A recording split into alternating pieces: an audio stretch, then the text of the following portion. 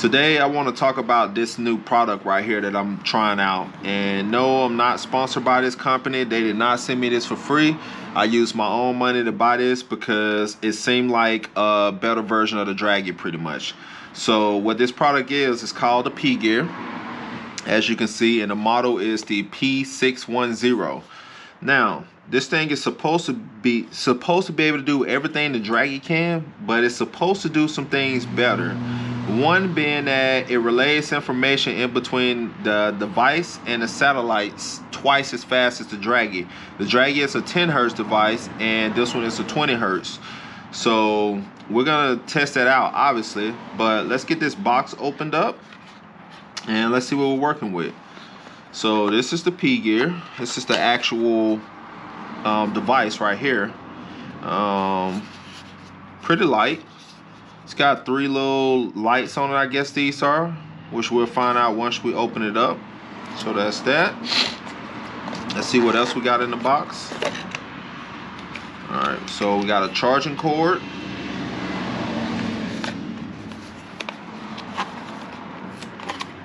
And we got a mount. So this is something you definitely don't get with the Draggy. This is a suction cup mount actually. Oh, this is gonna really come in handy. It's nice and small too. So you can fit this on the inside of your windscreen for us bikers. And obviously if you're in a car, you can use this to stick to your window. But oh yeah, this is gonna be nice. All right, let's put that down. Put that in there. And we got some instructions here. And then let's get this box out of the way real quick. Alright, so you got a nice little instruction manual here. And obviously the first thing you want to do when you get yours is charge it. So let's plug this up and let it charge, and then we'll go over the instructions, and then we'll load up the app and see if the app is as user friendly as the Draggy's app. So alright, so we're gonna let that charge. Alright, so we're looking at this now, and obviously it goes over everything that's in the box. And then over here, buttons and indicators. So the 3 lights are, the blue light it means you got a Bluetooth connection.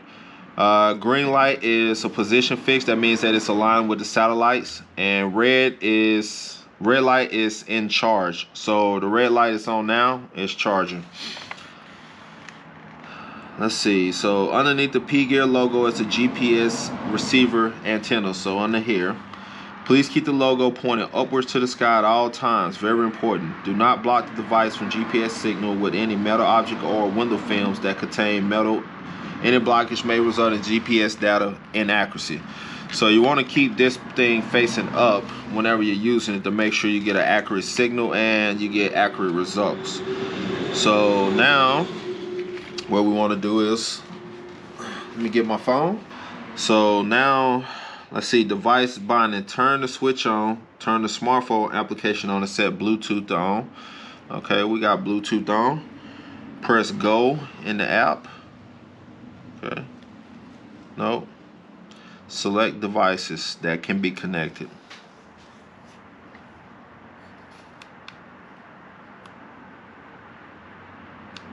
So this app is not as user friendly, at least from what I can tell right now, as the Draggy app.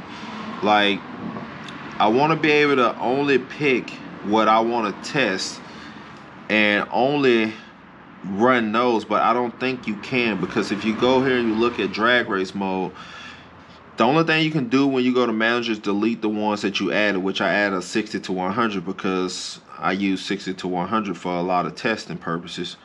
And then it's already got 60 to 130 in here, and then of course, you know, it's got the 0 to 60 foot times 0 to 60 mile an hour, 0 to 120, 180, quarter, half mile. Like, it's got all that stuff in there. And then you got a track mode, so you can add a track, custom track. I don't know what this game mode is though. Not really sure exactly what that is. I have to look up that one. But what I want to do is, since I got this in there. If I click 60 to 100, right, and I go to normal mode. Proceed to test. Okay, so it said proceed to test, right? So I wonder. System checked okay. Proceed to test. I wonder if setting it like that, if I can just go out and do multiple pulls and it work. So what I'm gonna do is, it's look like the device is at 100%, so I'm gonna unplug it and then I'm gonna put it on the bike, and we're gonna be using the ZX10 today. This will be the first time also that I'm riding a ZX10 since I put the kit ECU in it. So let's see how this goes. So this is going to be take number, I want to say 4 or 5. You guys probably won't see the other ones, but I've been trying to get this P gear thing to work, and it's just not as simple as the Draggy, and it's mainly because of the app. I think as far as like the way it gets its data is twice as fast as Draggy. I think that's a plus, but the app is a downside. So what we're going to do is, it's got a little button over here on the side. You hold that until you see the light flash, and then of course it turns on. So the blue is for Bluetooth, and then the green should start flashing. Hold on. So the green should start flashing once I connect it to the app. So click this. This is mine. Click connect. Alright, so we're connected now. Let's see if we get any green. No? Yeah, there we go. Alright, so now that means that it's connected. This light is a red one. It just lets you know when it's charging. But once you get these two, it says that it's good to go. So now what I want to do is, so they said to try easy mode, and easy mode will keep repeating itself. I don't know if y'all can see this because the screen, let me see if I can brighten the screen up some for y'all. Yeah, whatever. Alright, so if y'all can see that, these are the modes right here. So the only one that they said will redo once you drop back below a certain point up to 0 is easy mode. And easy mode doesn't track like 60 to 100 stuff like that. It doesn't do 60 to 100, which I like to do. Look like they had an update in the app too, because I don't remember seeing all this. But I like to do 60 to 100 because that tells me how good I'm leaving on the bike. So what I want to do is, one, switch this to mile. That's why it look different. All right, switch it to mile an hour instead of kilometers. So we're going to put it in easy mode, and then you click normal, and just like that, it should be set up. So we're going to put that here. Let's start the bike up. And then we're going to go for a little leisurely scroll here. I don't know what to expect from it if I do get any times, because I haven't tested the bike, so I don't know. Like, it still got stock gearing on it. It's stock wheelbase. Alright, so now that we got everything linked up, what I want to do is go out and test and see if it logs data in easy mode like they say. And I got the camera set up to where I can, you know, I guess go back and look and see if it's doing it. So I don't know what to expect for times though. I'm 230 pounds, probably 240, 245 with my jacket and stuff on. And the bike is still stock wheelbase, stock gearing, but it is de-restricted. So if I had to guess right now, it should do at least like low 4s is my guess. I'd say probably like 4.2, 4.3 range is what it should do. Let's turn on our temp gauge so we can see that, so that way we'll know when we got to turn the fan on, since we're just sitting here. But I'm gonna strap the bike down a little bit, and then we can go and see what this thing does, and hopefully it doesn't lift up as much as I'm thinking it's gonna lift up. I may be able, if I can put a little space between us, may be able to get a pull in.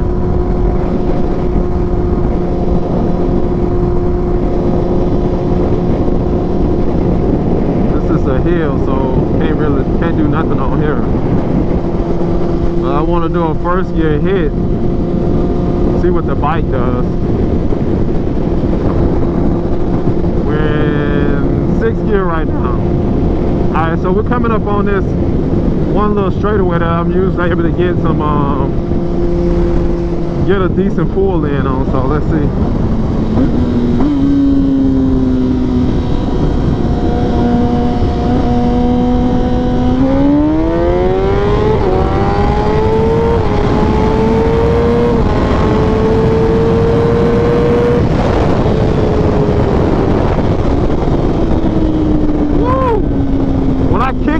Second, the front end jumped up on me. That felt good though. I don't know if it recorded, and if it did, what it was, because it's not showing anything. So let's see if we can get another one up here. All right, let's see here.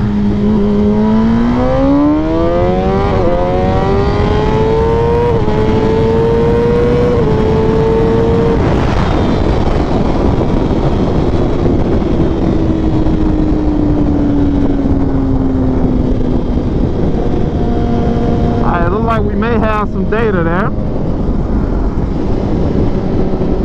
Bike feels good though. It's only lifting up when I go to click in the second. So we'll see what it did up here, and then obviously, hopefully, we got some good enough data where I can actually make some changes. And I gotta put a I'm gonna put an auto tuner on the bike, so that way I can run the Pod 300 and I can log my AFR and stuff. I'm not sure if you can really log the timing, because technically I don't know what the timing is in this bike, because the way that they have it set up is that with the race ECU, there's no numbers in it. It's all zeroed out when you get it. So they have basically their base of what they use when they send it out, just so you know the bike is running. Like, you can throw it in the bike and go. Like, that's the way it's set up. Obviously, you know, you may need some fuel tuning or whatever, but as far as like getting the bike running, it's out of the box. It should work the way it's supposed to. All right, so we got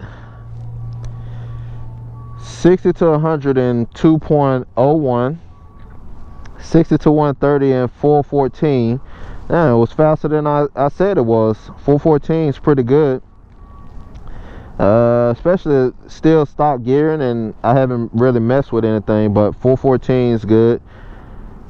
All right, so look like it's working the way it should now.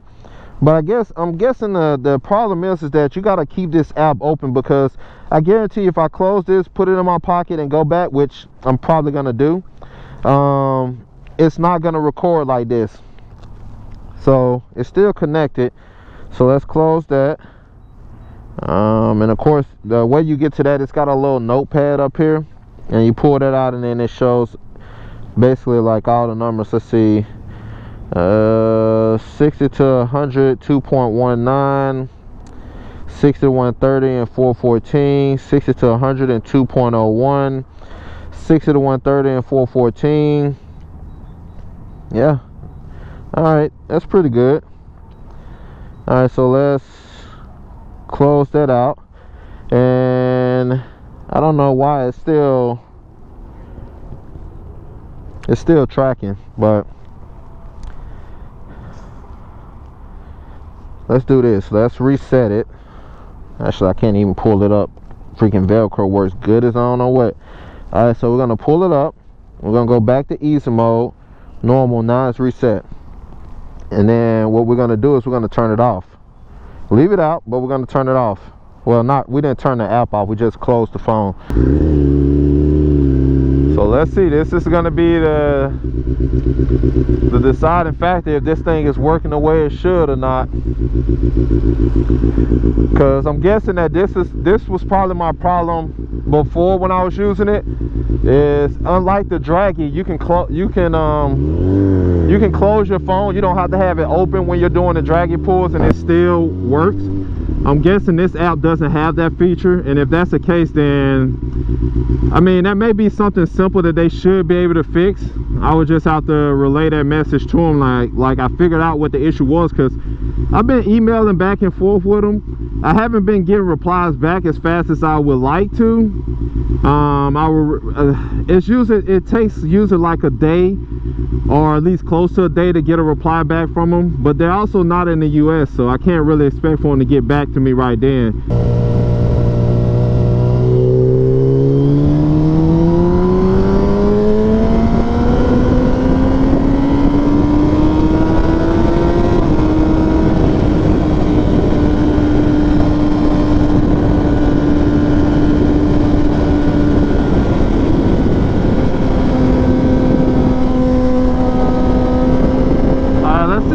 One more, and we should be able to get it up here. We got a little bit of room behind us. Let's go around this bend and then we'll slow down. Hopefully this car don't try to get over.